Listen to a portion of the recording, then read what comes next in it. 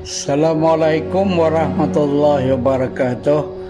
Kita bertemu lagi dalam tazkirah di bulan Ramadan ini, ya, dengan tajuk pentingnya qudwah dalam kehidupan. Qudwah maknanya contoh atau teladan. Salah satu risalah Islam yang berkembang zaman berzaman ialah kepentingan qudwah hasanah, ya, contoh teladan yang baik atau pekerti yang baik dalam kehidupan. Rasulullah sallallahu alaihi wasallam menampilkan qudwah hasanah dalam sunnahnya dan menjadi sumber ikutan sepanjang zaman. Untuk menjadikan manusia berakhlak karimah dan memiliki contoh misali, pembentukan watak dan pemurnian gelagat adalah penting. Tarbiyah rohiyah yang membangun hati dan diri menjadi prasyarat utama kepada binaan iman dan takwa.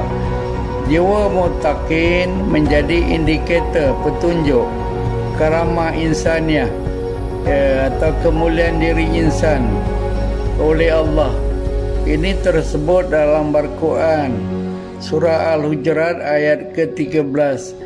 Ya ayyuhan nasu inna halaknakum min zakarin wa unsa wa ja'alnakum syu'uban wa qabaila lita'arrafu inna akramakum indallahi atqakum innallaha alimun habir. Surah Al-Hujurat ayat ke-13. Jiwa muttaqin membentuk watak ibu dan ayah untuk menjadi sumber ikutan anak-anak. Pembentukan sahsiah, ya, anak-anak sejak awal umur bergantung kepada pendidik awal, iaitu ibu dan ayah.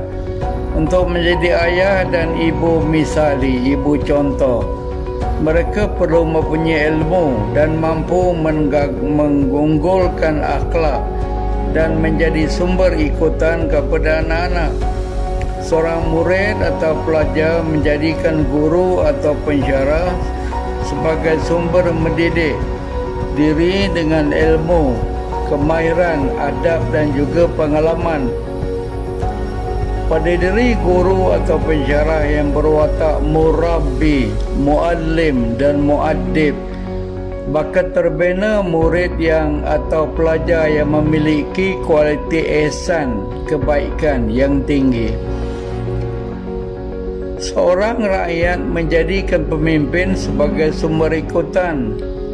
Pemimpin di segenap lapangan yang punya kualiti manusiawi yang tinggi dan sifatnya menyantuni akan menjadi sumber ikutan rakyat.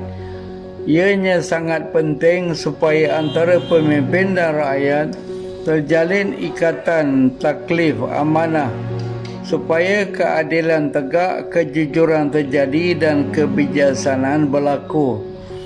Asas penting menghasilkan watak qudwah ialah ilmu yang sepadu, iaitu akliyah dan nakliyah, wahyu dan juga pemikiran. Mematuhi sunnah Rasulullah SAW, beriman dan beramal dan sentiasa melihat kehidupan ini sebagai amanah untuk disempurnakan, supaya lahir adab dan tamadun yang sifatnya mensejahterakan manusia. Dewasa ini keutamaan contoh tidak lagi kepada kualiti rijal atau manusia yang manusiawi. Sains dan teknologi lihat sebagai tuhan-tuhan baharu yang disembah sebagai lambang kemajuan dan perubahan. Dalam tradisi Islam, sains dan teknologi selamanya alat bukan matlamat. Keupayaan sains dan teknologi meningkatkan akal budi insan adalah matlamat. Manusia moden dan pasca moden kini banyak bergantung kepada upaya akal dan rasional. Untuk mencari kebenaran mutlak, akal adalah segala-gala bagi mereka. Dalam tradisi Islam, akal dan nakal wahyu bergandengan. Ada aspek-aspek yang nyata, tangible, yang boleh diteroka oleh akal dalam keterbatasannya. Ada aspek yang tidak nyata, non-tangible, gaib, yang memerlukan pedoman akal. wahyu untuk memahaminya. Lalu contoh manusia masa kini sering dirujuk pada para saintis dan teknologis, para selebriti di media, dan seniman penghibur yang penuh nafsu-nafsi, juara-juara sukan dalam berbagai lapangan. Ia tidak merujuk pada para ilmuwan dan ulama yang berwibawa dan berintegriti. Sebaliknya merujuk jenis hiburan dan aplikasi internet atau maya yang membawa kelekaan dan kelalaian, atau kepentingan adab, etika dan kesantunan yang tinggi dinafikan. Kehilangan adab pada warga moden dan pasca moden menjadi satu penyakit yang semakin parah. Manusia menjadi oportunis dan egois kerana kedudukan, darjat dan pangkat, dan ianya menyebabkan kehilangan adab terjadi. Amat penting kehidupan manusia kini dibina dengan ketinggian adab yang sifatnya menyantuni.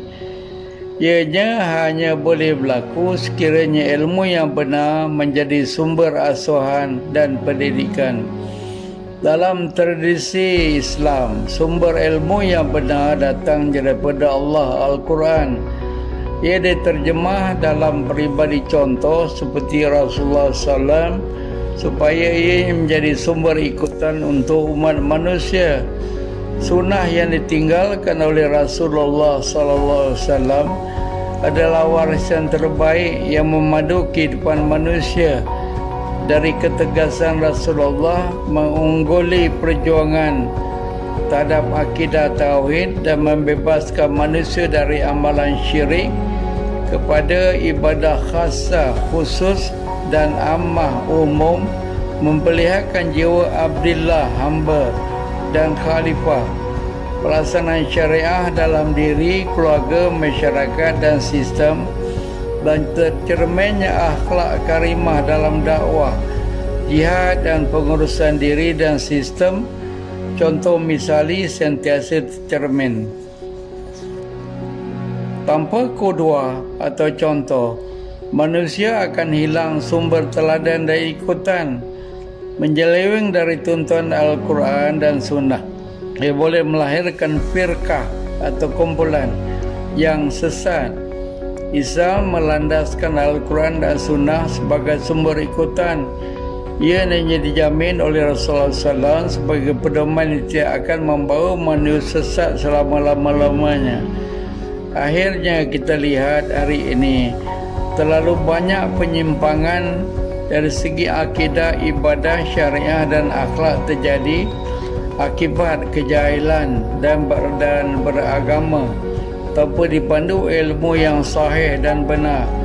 Akibatnya wahdah tidak berlaku, ukhuwah semakin menipis, dan akhirnya warga umat berantakan sesama sendiri dan menyebabkan warga umat lemah dan menjadi mangsa eksploitasi pihak ketiga.